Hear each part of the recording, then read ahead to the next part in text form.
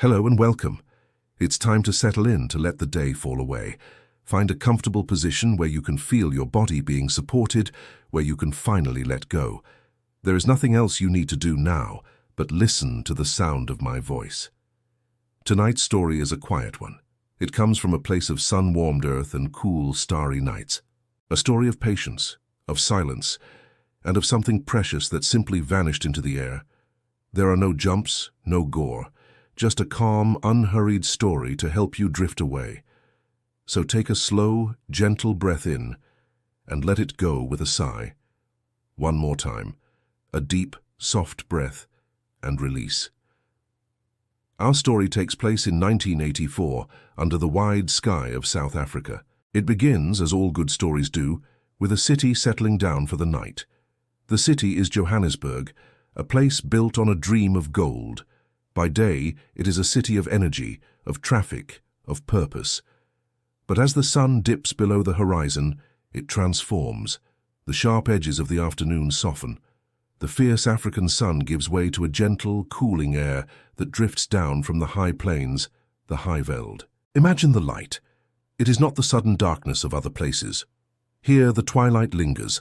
The sky turns from a brilliant orange to a deep, dusty purple.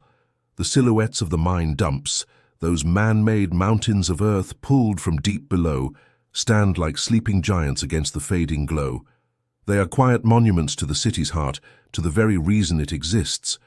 Down in the streets, the last of the day's traffic recedes, its sound becoming a distant, gentle hum.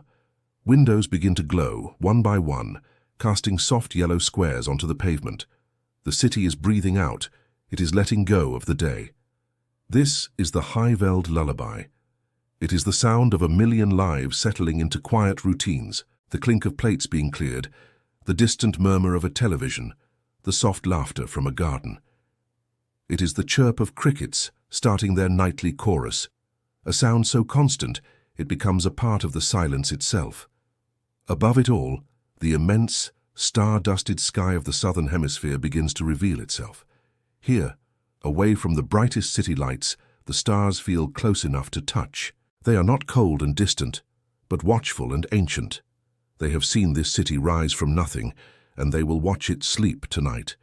And deep beneath the sleeping streets, beneath the quiet homes and the dark mine shafts, the earth holds its secrets. It holds the veins of gold that gave this place its name, a silent, sleeping treasure that has been dreaming for 1 billion years. Tonight, a small piece of that treasure is on a journey, and that is where our story truly begins. The journey of the gold begins in a place of quiet order, a place called the Rand Refinery. It is a calm, industrial place, but one with a special kind of stillness. Here the raw, rugged gold brought up from the deep earth is transformed. It is purified, heated until it glows like the setting sun, and then poured into molds. The result is a coin, beautiful and heavy. The Krugerrand, a coin made of nearly pure gold, with the warm, reddish tint that comes from a small amount of copper, added for strength. Each coin is a perfect circle of stored sunlight, a small piece of the earth's ancient heart, made to be held. During the day, the refinery is a place of steady, rhythmic work, but at night, it becomes a fortress of silence. The freshly minted coins rest in secure rooms, stacked in heavy wooden crates. They are not glittering treasures in a storybook. They are dense, weighty cargo waiting for the next stage of their journey. They have a patient quality, as if they know they are part of a cycle much older and slower than the lives of the men who guard them. And from here their journey continues by rail. The crates are loaded onto special train cars, their weight carefully noted and documented. The trains of South Africa are a lifeblood, carrying the country's immense wealth across the vast landscape. They are powerful iron horses, following paths laid down decades before. And on some of these trains, in unassuming, sturdy cars, travels the gold. It was this journey, this predictable, steady rhythm that interested a man we will call the Watcher. He was not an imposing figure. He was a man you would pass on the street and not remember. His greatest skill was his stillness. He could sit for hours on a dusty hillside overlooking a stretch of railway track and simply observe. He learned the sound of each train, the way the morning train had a different clatter from the evening one. He watched the signals change, saw the guards at the crossings wave. He did not look for weaknesses, he looked for patterns. He learned the railway's language, its habits, its daily poetry. He felt the rumble of the coming train through the soles of his shoes long before he could hear it. He was a student of routine, a scholar of the mundane, and in all that watching he learned the pulse of the river of gold as it flowed out from the city. Sleepy note. The Krugerrand was first minted in 1967 to help market South African gold. It was the first gold coin in the world to be valued based on the daily gold price, and it was designed for private ownership. Because of this, millions of them were shipped around the globe, making their regular, secure transport a very normal and routine part of the country's economy. While the watcher learned the physical language of the trains, another man studied their soul. We will call him the planner. He was a quiet man who lived in a small house with a room full of maps and books. His desk was covered not with complicated diagrams, but with official train timetables, the kind available to the public. He collected them, studied them, saw the intricate web they created across the country. To him, the railway network was a beautiful, logical system, a living thing with its own habits and needs. He would spend his evenings under the soft light of a single lamp, a cup of tea growing cold beside him, tracing the routes with his finger. He wasn't looking for a moment to strike. He was looking for a place of quiet poetry, a place where the system naturally paused, a siding where a freight train might wait for a passenger express to pass, a forgotten junction where lines converged and diverged like the veins on a leaf. He learned the names of small towns the trains passed through in the dead of night, towns that were nothing more than a few sleeping houses and a grain silo. His work was a form of meditation. He would close his eyes and imagine the journey. He could feel the train pulling out of the yard, the slow gathering of speed.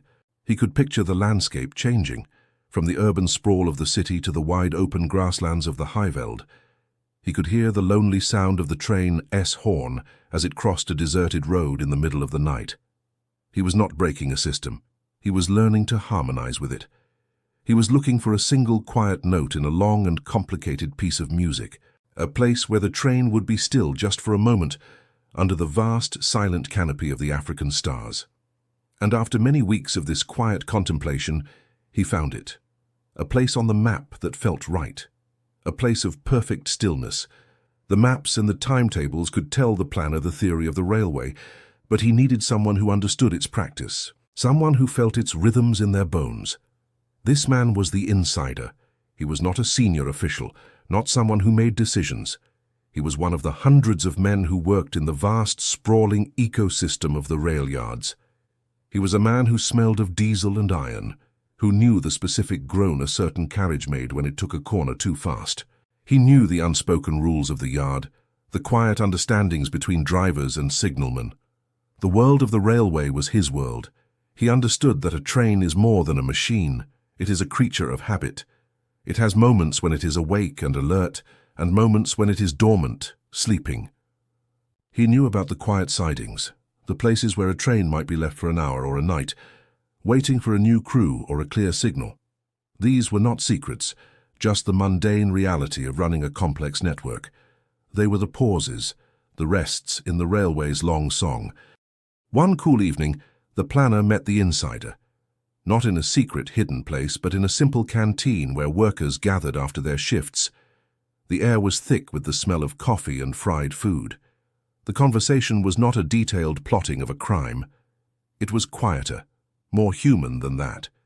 "The night freight to Cape Town," the planner said, his voice low. "It sometimes waits at the Klip Rivier siding." The insider took a slow sip of his tea, looking into the cup. He didn't look up. "Sometimes. If the blue train is running on time." He paused, stirring his drink. "The signal there. It can be slow to change." "How slow?" The insider finally looked at him. His eyes were calm, showing nothing. "Slow enough," he said. "Slow enough for a man to stretch his legs, to look at the stars." And that was all. It was not an agreement to commit a crime. It was a shared observation, a quiet acknowledgement of a possibility, a small gap in the world's steady rhythm. It was a whisper in the loud world of the rail yard, a whisper that hung in the air long after the two men had parted ways and disappeared back into the Johannesburg night. The plan was not a document with steps and diagrams. It was now a shared feeling, a quiet, patient understanding. Patience is a difficult thing to describe. It is not just waiting. It is a form of active observation. It is the art of being present in the long, slow unfolding of time. For the watcher, patience was his craft. For weeks that turned into months, he continued his vigil. He saw the seasons change on the hillside where he sat. He saw the summer grasses of the highveld grow tall and green after the rains, then fade to a pale, brittle gold as the dry season took hold. He watched the birds, the way they nested and raised their young and then flew away. The train was just one part of this larger, slower rhythm. He saw the gold train pass many times. It looked like any other freight train, a long, heavy snake of metal and wood rumbling along the tracks. There was nothing to mark it as special, except for the subtle, almost invisible patterns he had come to recognize.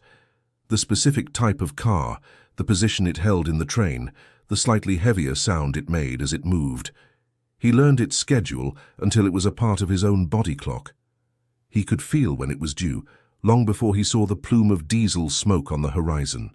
This long period of waiting was essential. It was not about finding a flaw in security. It was about becoming part of the landscape. The shepherds in the nearby fields grew used to the sight of his quiet car parked by the road. The railway workers in their maintenance trucks barely glanced his way anymore. He was just a man watching the world go by. His stillness made him invisible, and in this invisibility he found a deep sense of peace. He was not in a hurry.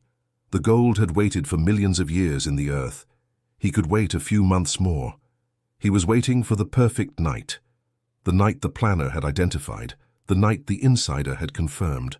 A night when the moon, the stars, the weather, and the timetable of the blue train would all align into a single moment of quiet opportunity. Sleepy note: security in that era, while taken seriously, was often based on predictability and routine. The system relied on the idea that the sheer weight of the gold, the sturdiness of the train cars, and the reliability of the schedule were the primary deterrents. The concept of a patient, quiet group observing these routines from a distance was not something the system was designed to anticipate. Finally, the night arrived. It was not a dramatic, stormy night. It was the opposite. It was a night of profound and gentle stillness. A sliver of a crescent moon hung in the western sky, offering just enough light to turn the landscape from pure black into 1,000 shades of deep gray. The air was cool and dry, and the wind that often swept across the highveld had died down to a mere whisper. It was a night that felt like it was holding its breath. The planner, the watcher, and the insider did not gather in a secret room for a final briefing. Their preparation was a quiet, internal thing. Each man knew his part. It was a role they had rehearsed in their minds 100 times. Their approach was not a frantic race against time. It was a slow, deliberate journey. They traveled in an ordinary vehicle, following quiet country roads that ran parallel to the railway line. The headlights cut a gentle path through the darkness, illuminating sleeping farms and fields. The car pulled off the road onto a dirt track, the engine cutting out with a soft sigh. The silence that rushed in to fill the void was immense. For a moment, they all just sat, listening. The only sound was the chirping of crickets and the distant, lonely bark of a dog. They were miles from the city now. The glow of Johannesburg was just a faint orange smudge on the southern horizon. Above them, the Milky Way was a brilliant, shimmering river of light, a sight so beautiful it made the world of men seem small and far away. The planner looked at his watch, a simple, practical timepiece. He nodded to the others. "It's time," he said, his voice barely a whisper. There was a quiet reply from the watcher. "The air is still. They won't hear a thing." They got out of the car. There was no sense of urgency. They moved with the slow, steady pace of farmers checking their fences. They carried a few simple, heavy things, their shapes indistinct in the dim starlight. Their path led them away from the road, across a field of dry grass that rustled softly around their ankles. They were walking towards the railway line, a dark, straight line drawn across the sleeping land. They were walking towards the place of stillness, the quiet siding where the great iron horse would soon come to rest. They reached the siding. It was a lonely, forgotten place. a short length of track branching off from the main line, designed to hold a few cars, to let another train pass. The steel rails gleamed faintly in the starlight. The wooden sleepers smelled of creosote and dry earth. The gravel of the railway bed crunched softly underfoot. It was a place that existed between destinations. A pause, a breath. The men settled into the deep shadows cast by a small grove of acacia trees. From here, they had a clear view of the main line and the signal light, a single colored eye in the darkness. It glowed red. The signal for stop. They did not speak. There was nothing left to say. The plan, born of months of quiet observation and patient thought, was now in motion. All that was left was to wait. Waiting in the dark is a unique experience. Time seems to stretch and warp. A minute can feel like an hour. The senses become sharp. Every small sound is magnified, the rustle of a leaf, the call of a night bird, the hum of an insect. The men became part of the night. They breathed its cool air, they watched its slow celestial movements. They felt the gentle vibration in the earth long before they could hear anything. It was a low, deep hum that grew steadily, a feeling more than a sound. It was the train. First, a single bright light appeared far down the track, a fallen star moving along the horizon. Then the sound began to separate itself from the silence. A low rumble, then the steady rhythmic clatter of wheels on steel. Da-dum, da-dum, da-dum. The sound grew louder, more powerful, until the very air seemed to vibrate with it. The train was an immense, breathing creature of iron and power, pulling its long, heavy tail through the darkness. It was not slowing. It seemed it would rush past them, a thunderous blur of noise and motion. But then, with a long, drawn-out hiss of air brakes, it began to yield. The rhythmic clatter slowed, the screech of metal on metal echoing across the veld. The great machine was surrendering to the red signal. It was coming to a stop, right where they were. The train sighed to a halt. The final screech of the brakes gave way to a series of metallic clanks and groans as the couplings between the cars settled. And then, a different kind of silence fell. It was not the silence of the empty veld. It was the silence of a sleeping machine. A quiet hissing of air, a gentle ticking as the hot engine cooled. The driver and his mate would be in the locomotive far up the line, waiting for the signal to turn green. They were just men on a long, routine journey, taking a scheduled pause. The work began. It was not the frantic, energetic work of a movie. It was slow, quiet, and methodical. The men moved out from the shadows. Their movements were sure and economical, born of long practice in their minds. They worked in near-perfect silence, communicating with simple hand gestures, their shapes dark against the slightly less dark train cars. This part of the story is not about tools or techniques. It is about the feeling of the work, the feeling of cold, heavy steel under their hands, the strain in their muscles as they worked with something of immense weight. It was a quiet, rhythmic effort, almost like a dance, a process of shifting and changing, of making the heavy things move in the way they wanted them to. The watcher stood a little apart from the others, his gaze fixed on the signal light down the track. He was the lookout, the guardian of their quiet bubble of time. He listened for any change in the night's symphony, any sound that did not belong. At one point the planner paused, looking over at him. "Anything," he whispered, his voice absorbed by the night.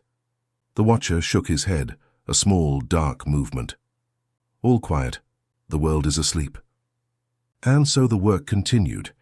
It was a testament to the plan, a plan based not on force but on an understanding of timing and balance. They were not fighting the train, they were working with it during its moment of rest. They were a small, quiet human eddy in the great flowing river of the railway system. And soon the river would flow on as if they had never been there at all. Time became abstract. The sliver of a moon sank below the horizon and the darkness deepened. Now the only light came from the stars, a cold, ancient light that seemed to fall from an infinite height.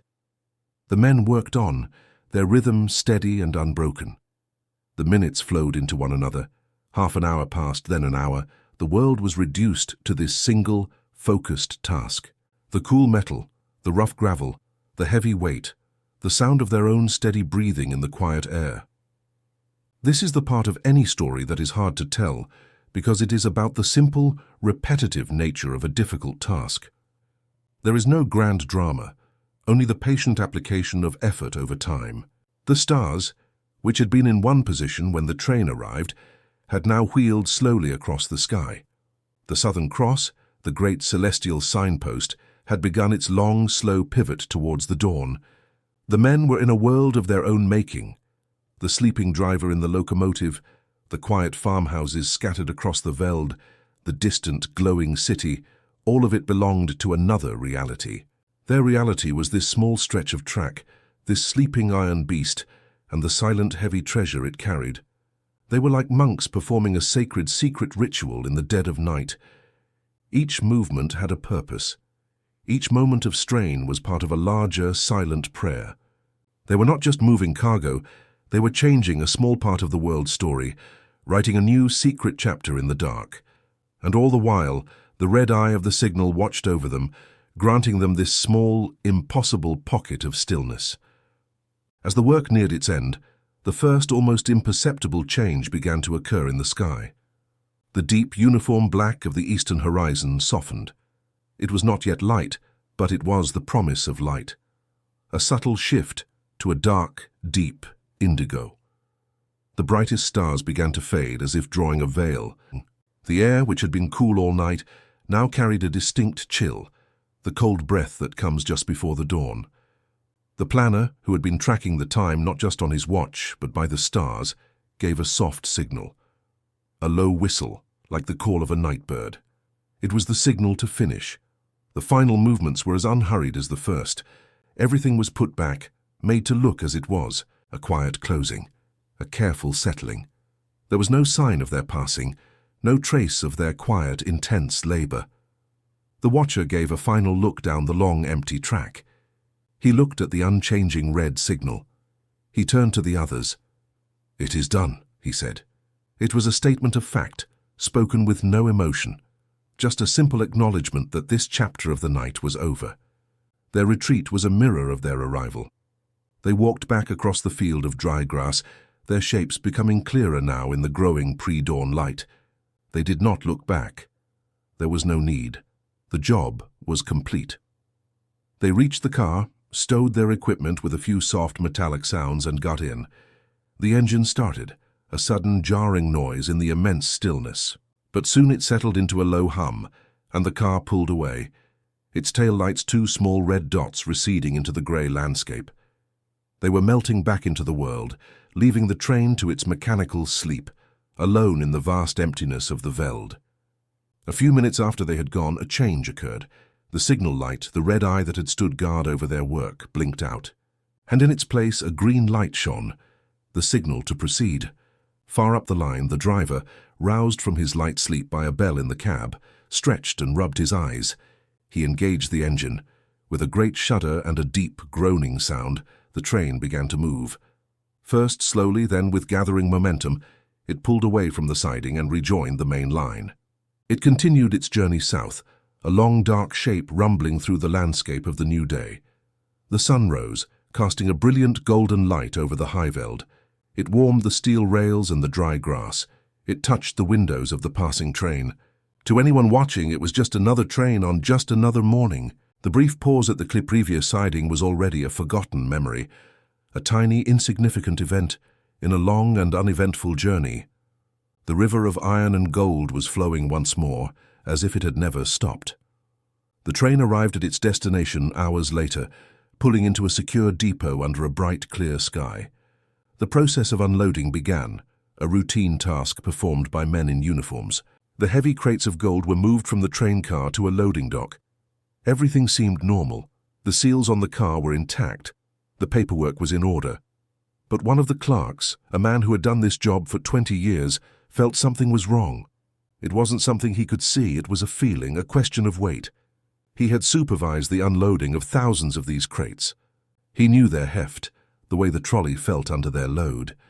As his men moved a particular section of the cargo, the feeling grew stronger. It felt light. Not dramatically so, but enough to prickle at the edges of his professional intuition. He paused the unloading. "Hold on a moment, Jan," he said to his foreman. "Bring that last crate back." The foreman, a large man with a weary expression, sighed. "What's the problem, Mr. Els?" "It just doesn't feel right," the clerk said, walking over to the crate. He put his hands on it, trying to rock it slightly. "Let's get the scale. I want to weigh this one." The foreman grumbled, but he followed the order. A portable industrial scale was brought over. The crate was carefully placed upon it. The numbers on the digital display settled. Mr. Els looked at the number, then looked at the manifest sheet in his hand. He looked back at the scale. The numbers did not match. It was lighter than it should be. Not by much, but by a specific calculated amount. He felt a cold knot form in his stomach. He ordered another crate to be weighed, and another. They were all the same. Lighter. Something was profoundly wrong. The investigation began not with sirens and shouting, but with the quiet, confused hum of bureaucracy. The discrepancy in weight was reported up the chain of command. Phone calls were made. Reports were typed. A small team of railway police and refinery security officials was assembled. They were calm, serious men in suits, and their job was to understand how the impossible had happened. They started at the end and worked backwards. They interviewed Mr. Els, the clerk, who explained his simple, tactile discovery. They interviewed the loading crew, who had noticed nothing unusual. They interviewed the train driver and his mate. The driver remembered the stop at the Clip Riviere siding. "The signal was red," he said, shrugging. "We waited, maybe an hour and a half. Then it turned green and we went on. It happens all the time." "Did you see anything? Hear anything?" one of the investigators asked. The driver shook his head. "Nothing. Just the veld. Just the crickets. I had a nap." The investigators drove out to the siding. It was just as it had been. A quiet, empty stretch of track under the hot afternoon sun. There were no footprints, no tire tracks, no sign of any disturbance. The earth had kept its secret. They checked the signal logs. The signal had indeed been held on red for 94 minutes. It was logged as a routine delay, a standard traffic control measure. The trail was not just cold, it was non-existent. It was as if the gold had simply evaporated during that 94-minute pause. The official report was full of careful, neutral language, unexplained weight discrepancy, no signs of forced entry, further investigation required. But privately, the men in suits knew they were looking at a ghost, a perfect, traceless, and deeply baffling crime. And so the story of the gold passed into legend. The Krugerrands were never recovered. The men who took them were never identified. They had vanished just as completely as the gold itself. The official investigation eventually wound down, leaving behind a file thick with reports that all said the same thing. "We don't know." The story became a whisper in the rail yards, a cautionary tale told by security experts. What happened to the gold? That is the quiet heart of the mystery. Gold is not like paper money. It has no serial numbers. Once it is melted down, it is just gold, an element, as pure and anonymous as water.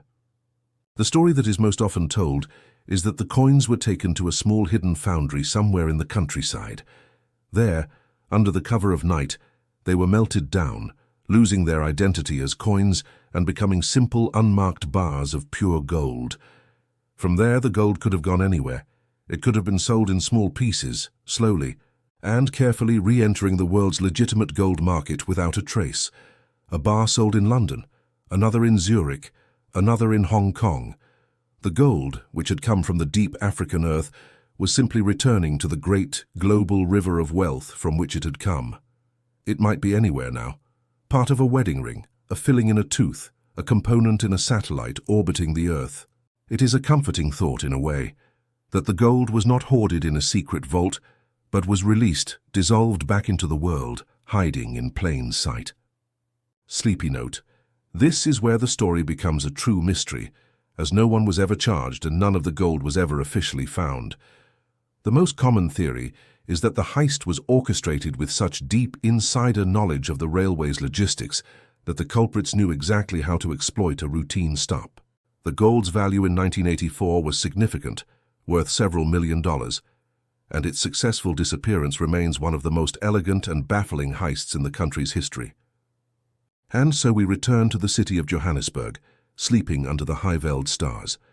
The trains still run, their horns calling out in the lonely darkness. The mines still sleep, their deep shafts holding secrets older than memory, and the story of the lost gold is just one more layer in the city's long and complicated dream.